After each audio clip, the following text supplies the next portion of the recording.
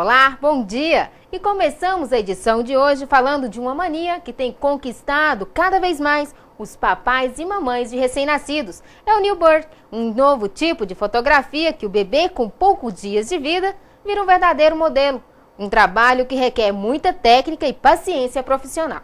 Uma moda canadense batizada como newborn, que é a arte de fotografar bebês recém-nascidos, virou febre em todo o mundo. No Brasil começou com a Laura Zuleta, mais o pessoal do Sul, de São Paulo, e foi chegando. Já tem 2 anos que eu trabalho com o newborn. Essa moda já se popularizou tanto que tem mãe que já sai da maternidade direto para um estúdio de fotografia. Thaís se segurou um pouquinho e levou a pequena Luísa, de apenas 6 dias, para sua primeira sessão fotográfica. Registrar porque é um momento que não volta. E eu xodózinho, né? Primeira filha, aí a gente quis por causa disso. Luísa deu um show. As fotos ficaram uma doçura. Essa prática faz tanto sucesso que já tem profissional especializado na técnica de fotografar recém-nascido. As fotos são tiradas no momento do sono e tem pequeno que às vezes custa para dormir. Se ele estiver acordado, ele vai mexer, vai levantar uma mãozinha, então não vai dar certo. Além de levar jeito com criança, o profissional tem que se atentar a alguns cuidados especiais. A segurança é em primeiro lugar. Não basta ser bonito, tem que ser seguro e tem que ter muita técnica. A gente evita usar acessórios que pode causar alergia, tudo é bem lavado, bem esterilizado, a temperatura tem que estar ideal, entre 28 a 31 graus. Mas tanto trabalho dá bons frutos. Gostei muito do resultado do trabalho dela, das fotos finais. E assim, a gente pensa, o que me levou a pensar é o seguinte, eu não teria um resultado tão bom se o processo também não fosse tão legal. Segunda-feira é dia do Jornal da Manhã, dá aquela mãozinha para quem está à procura de emprego. Confira as vagas do Cine. Uma vaga para ajudante de cozinha, com salário de R$ 788, com experiência em preparar comida oriental. 4 vagas para eletricista de instalações de veículos automotores, salário de R$ 1.805. 2 vagas para costureira em geral, salário de R$ 788. 1 vaga para instrumentista de precisão, salário de R$ 3.382. 2 vagas para vaqueiro, salário de R$ 1.000. 4 vagas para auxiliar administrativo, salário R$ 866. 1 vaga para mestre caldeireiro, salário de R$ 4.183. 1 vaga para motorista entregador, salário de R$ 1.150. 1 vaga para operador de caldeira, salário de R$ 1.625. 1 vaga para torneiro mecânico, salário de R$ 3.178. 1 vaga para caseiro, salário de R$ 1.000. 9 vagas para motorista carreteiro, salário de R$ 1.593. 3 vagas para empregado doméstico dos serviços gerais, salário de R$ 788. E 1 vaga para operador de empilhadeira, salário de R$ 1.166. A osteoporose é uma doença silenciosa, isto é, raramente ela apresenta sintomas que aconteçam antes da sua consequência mais grave. Saiba mais sobre a doença no nosso quadro Saúde em Foco. Osteoporose. O que é? A osteoporose é uma doença crônica que enfraquece os ossos e pode levar a fraturas com pequenos traumas. Diversos fatores podem influenciar a saúde óssea. Dentre eles, idade, mulheres após a menopausa e homens após os 65 anos de idade, baixa ingestão de cálcio e ou vitamina D, fumo e excesso de bebida alcoólica, falta de atividade física, baixo peso corporal, histórico familiar da doença. Em geral, a osteoporose não apresenta sintomas iniciais. Muitas vezes a pessoa só descobre que tem a doença quando fratura alguma parte do corpo. Alguns dos sintomas são pequenas fraturas das vértebras do punho ou do quadril, dor no pescoço, perda de estatura, postura encurvada. Diagnóstico. O diagnóstico é feito pelo histórico e por exames complementares, como a densitometria óssea. Quanto antes iniciar o tratamento, maior a possibilidade de levar uma vida normal. O tratamento engloba atividade física regular, alimentação rica em cálcio, vitamina D por exposição ao sol e/ou suplementação, medicamentos quando necessário.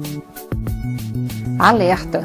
A osteoporose, se não tratada, pode levar a fraturas que geram complicações e pode aumentar o risco de óbito. Por isso, se suspeitar de algum desses sintomas, consulte um médico. No nosso espaço dedicado às notícias do campo, vamos falar hoje das vantagens da agricultura de precisão.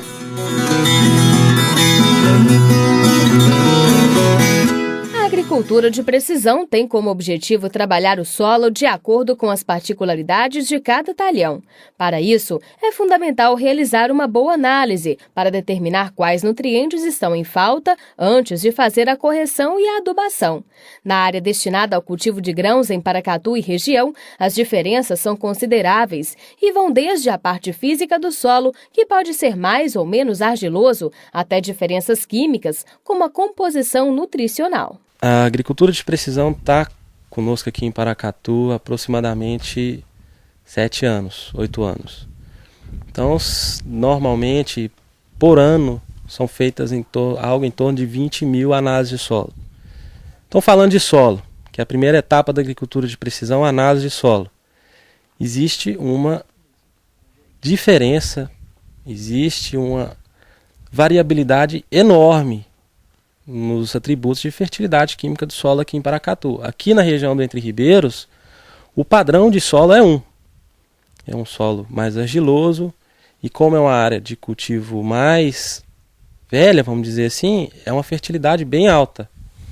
Existem áreas, por exemplo, para o lado de Brasilândia, João Pinheiro, que já é um tipo de solo totalmente diferente. Exige um manejo totalmente diferente do que é aplicado aqui, porque lá, ao contrário daqui, é um solo mais arenoso.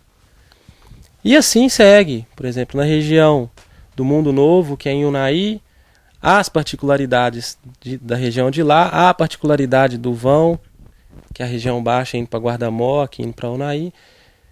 Então tem muita diferença, mas é principalmente em termos de física do solo, em termos de concentração de argila, que vai exigir uma intervenção mais intensiva ou uma intervenção menos intensiva. Depois da correção vem a adubação, que visa repor os macro e micronutrientes em falta no solo.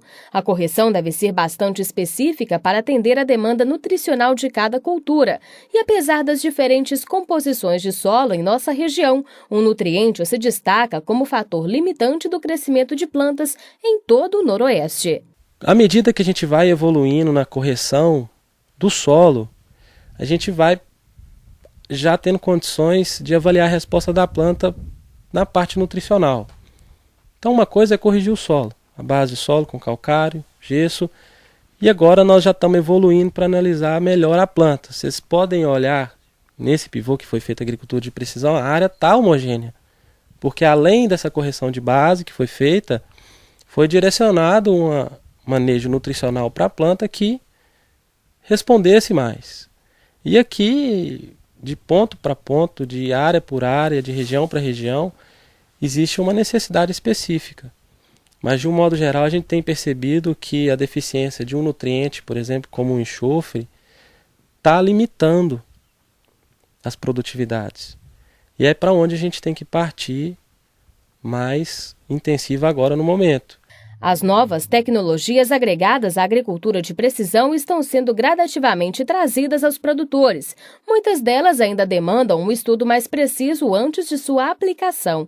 Já outras, devido ao custo, ainda não se tornaram acessíveis à maioria dos produtores. Fato é que a ciência avança, seja na produção de cultivares melhoradas, seja na produção de equipamentos que ajudem o agricultor a buscar maior eficiência no campo. Se for para pensar o que nós já temos de tecnologia hoje para atender o produtor, na agricultura de precisão já existe até irrigação de precisão. Mas para que tudo seja viável e tudo seja implantado de uma forma sustentável para o cliente, essas tecnologias vão sendo incorporadas gradativamente. Então eu diria hoje que a agricultura de precisão está no primeiro degrau. que é correção de solo, está tudo sendo muito bem feito. Alguns clientes já subiram mais um degrau, que é trabalhar a parte de nutrição com maior eficiência, fazendo um checklist nutricional mais completo. Esses clientes já estão demandando um terceiro nível de aplicação de tecnologia, que é um dos temas que nós vamos tratar aqui hoje, que é monitoramento mais detalhado de biomassa das plantas, que é uma ferramenta que se chama sensoriamento remoto, ou o uso de drones e vantes que vão fazer uma fotografia geral do campo e detectar algum ponto, alguma mancha dentro da lavoura que não conseguimos corrigir nos 2 degraus anteriores. Então esse próximo passo é o que está sendo demandado agora. Mas nós já temos tecnologia aí, se for olhar por uma escadinha, já tem os 10 degraus para subir. Mas no momento o próximo passo é esse, é o que nós vamos apresentar aqui hoje. E o nosso Jornal da Manhã fica por aqui. A gente volta a se encontrar amanhã. E se você perdeu alguma parte do nosso jornal, reveja pelo portal www.mbnews.tv.br. Uma semana abençoada e produtiva a todos. Fique agora com o Pastor Gil e o programa Falando de Vida. Tchau, tchau!